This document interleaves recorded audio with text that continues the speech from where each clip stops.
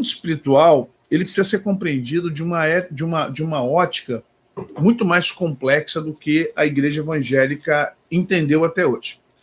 A igreja evangélica, ela entendeu, e até hoje entendeu, que o mundo espiritual é assim, ó, céu e inferno.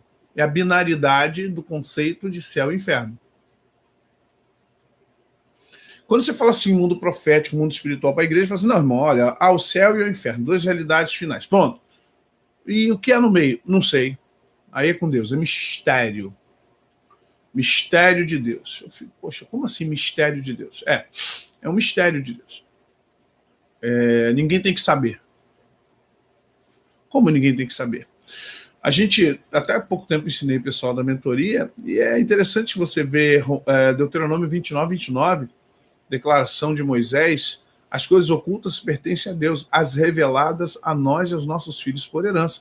1 Coríntios capítulo 2, verso 9, nem olhos viram, nem ouvidos ouviram, nem jamais penetrou o coração do homem que Deus tem preparado para aqueles que o amam. Mas verso 10 diz, mas Deus não la revelou pelo seu Espírito. Por quem? Senão o Espírito do homem conhece as profundidades ou as profundezas do homem, assim o Espírito de Deus conhece as profundezas de Deus e nos revela a Deus. Então, essa questão de ninguém explica a Deus, com certeza, do ponto de vista de quem quer explicar, ninguém explica a Deus, mas Deus se explica para nós.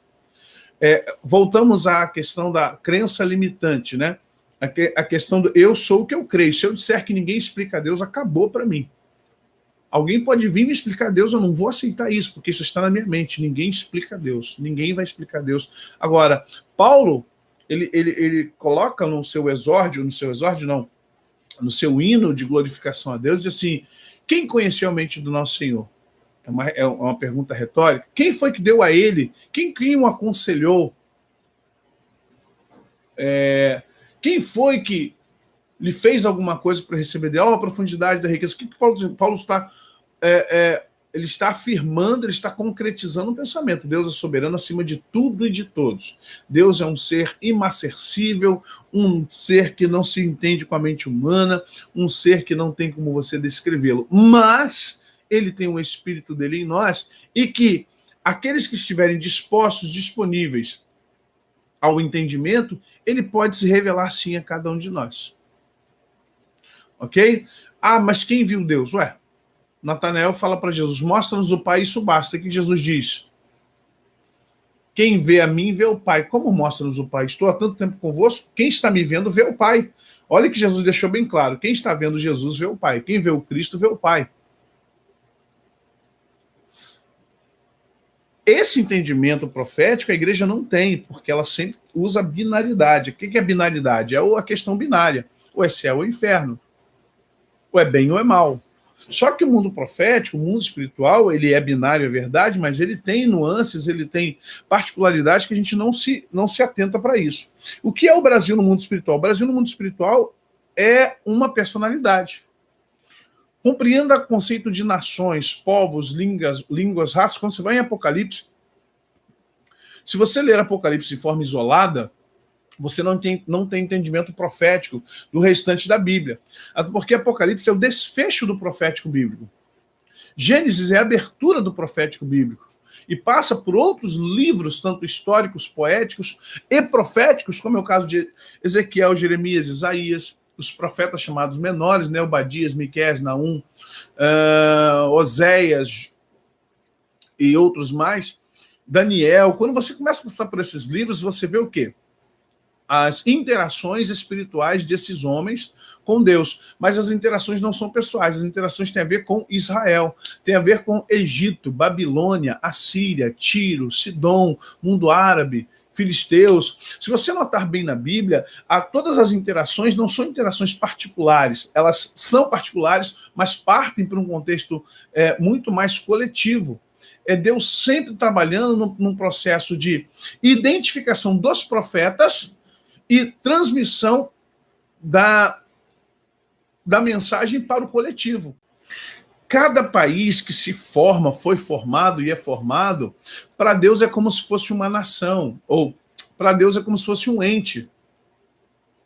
Tá? Para Deus é como se fosse um ente. E eu quero mostrar para vocês isso na Bíblia. Ezequiel 16, Deus chama o profeta É interessante o tratamento que Deus dá a Israel. Olha aqui, Ezequiel 16. E veio a mim, Ezequiel, outra vez a palavra do Senhor dizendo: Filho do homem, faz conhecer a Jerusalém as suas abominações. E diz: Assim diz o Senhor teu Deus a Jerusalém: a tua origem, o teu nascimento procedem da terra dos cananeus. Teu pai era amorreu e tua mãe Eteia. Quanto ao teu nascimento, no dia em que nasceste, não foi cortado o umbigo, nem foste levada com água para limpar, lavada com água para limpar. Olha que interessante. Você vai ver, então, aqui, em Ezequiel 16, a certidão de nascimento de Jerusalém. Não se apiedou de ti, olha, teu pai era morreu e tua mãe era Eteia. Jerusalém é Jebus, Shalaim, Jebus, a terra dos jebuseus, e Salém, Shalaim, de onde veio o sumo sacerdote Melquisedeque, sumo sacerdote de Salém. Jebus, Shalaim, deu Jerusalém, Yerush Shalaim. Então, Jerusalém, o Senhor usa o profeta para dar a própria Jerusalém o contexto de que Israel foi formado em torno de Jerusalém. Jerusalém não foi colocado dentro de Israel. Israel é o estado, preste atenção, gente, Israel é o estado onde os filhos de Abraão congregam, ok? Mas a identidade de Israel é Jerusalém. O nascedouro de Israel está em torno de Yerush Shalaim, em torno de Jerusalém. Então Ezequiel 16 fala sobre isso. Passando eu junto a ti, te vi revolver no teu sangue, e disse, ainda que estejas no teu sangue, vive. Sim, disse-te, ainda que estejas no teu sangue, vive. E eu te fiz multiplicar como renovo do campo, e cresceste, te engrandeceste, e chegaste a grande formosura. Avultaram os teus seios e cresceram os teus cabelos, mas tu estavas nua e descoberta. Passando eu junto de ti, vi-te, e eis que em teu tempo era tempo de amores, e estendi sobre ti a aba do meu manto, e cobri tua nudez, e te dei juramento, entrei na aliança contigo, diz o Senhor teu Deus, e tu ficaste sendo minha. Quando você chega lá no final de Ezequiel 16, olha aqui, os versos 45 e 48, olha o que vai acontecer, e você vai entender isso na história do próprio Israel. Tu és filha da tua mãe, que tinha nojo do teu marido e dos teus filhos, e que a tua irmã e de tuas irmãs, que tinha nojo dos seus maridos e dos teus filhos. Vossa mãe foi Eteia, vosso pai morreu, ou seja, os heteus e os amorreus. E tua irmã maior é Samaria, e as suas filhas que habitam à tua esquerda, e a tua irmã menor que habita à tua mão direita é Sodoma, e suas filhas. Todavia não andaste nos seus caminhos, nem fizeste conforme as suas abominações, mas como se isto fora muito pouco, ainda te corrompeste mais do que elas em todos os teus caminhos. Vivo eu, diz o Senhor Deus, que não fez Sodoma tua irmã, nem ela, nem suas filhas, como fizeste tu e tuas filhas. Ou seja, Deus usando o profeta para dar juízo, explicando ao povo de Jerusalém quem eles eram e o que estava acontecendo. Ou seja, Deus olha no mundo espiritual, uma nação é um ente, uma nação não é Rio de Janeiro, São Paulo, Paraíba, Belém, Santa Catarina, Rio Grande do Sul, Goiás. Não. No mundo espiritual, o Brasil é um ente. Por que Paulo, quando fala da igreja, ele fala da igreja, nós somos corpo de Cristo, ele é a cabeça. E uma igreja, ela é um corpo, um organismo. Nós temos o organismo macro, que é a igreja indivisível na face da terra, e nós temos o organismo micro, que é a congregação. Então você entende o que acontece lá com Acã? Quando Acã pega aquilo que era de Jericó, a qual Deus utilizou a palavra dele para dizer para ninguém pegar nada, não tomar nada de Jericó. E quando Acã toma algo de Jericó, esconde a capa e esconde nas suas tendas, o que acontece? Vem o julgamento para aquele Israel hebreu, aquele Israel que não tinha território, acaba sendo punido perdendo guerra contra um povinho pequenininho. Ok? E aí, quando Josué vai querer saber por que perderam a guerra, e Deus fala o seguinte: olha, tem pecado oculto aí.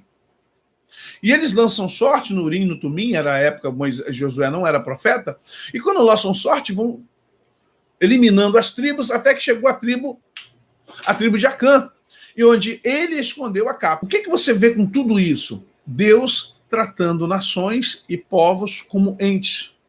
Entenda o que é o Brasil no mundo espiritual. Primeiro, o Brasil no mundo espiritual, ele é um ente. Não existe nordestino, não existe carioca, não existe paulista, mineiro, sulista. Não existe no mundo espiritual, quando se olha para o território Brasil, terra Brasilis, não existe negro, branco. É por isso que Paulo diz: em Cristo não há judeu, não há grego, não há escravo, não há cita, não há liberto, todos são um em Cristo Jesus. Vocês entendem isso? O mundo espiritual, ele enxerga o Brasil como um ente formado por quase 220 milhões de habitantes, 212 milhões de habitantes, não é isso? Quando há um pecado, não importa se é no norte, no nordeste, no sul, no sudeste, entenda, todos caem. Quando nós temos toda essa feitiçaria, essa bruxaria que há no norte, no nordeste, todo o sincretismo religioso, toda a idolatria do nordeste, toda a violência que há no Maranhão, no Rio de Janeiro, toda a roubalheira, a corrupção que há em Brasília, toda a sensualidade que há na costa. Os interiores têm assassinatos e muita idolatria. Eu já mapeei esse país, gente. Eu digo para você o que tem em cada região. O interior é um lugar cercado de idolatria, de feitiçarias. Não confunda feitiçaria com bruxaria, tá? Feitiçarias. Há muita feitiçaria, benzedeira. O terço, cordão de alho na porta, a cruz com papel fino, picado, as imagens de todos os tipos de entidades. Aí tem, como é no interior também do México, tem as pessoas que não são católicas, mas colocam, como na Umbanda, uma série de imagens dentro de casa, todos os tipos de santos dentro de casa. Isso está muito no interior do Brasil. Na parte costeira do Brasil está o quê? A prostituição, a luxúria, a jogatina, a droga. No Brasil nós temos vários, tem São Jorge, tem Aparecida, Padre Cícero, Padre Cícero. Nós temos vários ícones de idolatria, de veneração. Nós temos no Brasil o contexto de culto afro-espírita, ou de matriz espírita, que chama, convoca orixás, caboclos, guias, entidades para participar dos cultos afros. Ou seja, o Brasil é um país sui generis porque ele tem, infelizmente, um conglomerado, e aqui nós temos ainda, além disso, nós temos as culturas italiana, chinesa, japonesa, alemã. O que acontece aqui, infelizmente, é que o Brasil, essa forma dele sui generis e, ao mesmo tempo, totalmente diversificada no seu jeito de ser, na sua forma de agir, provoca, promove e atrai muitas legalidades.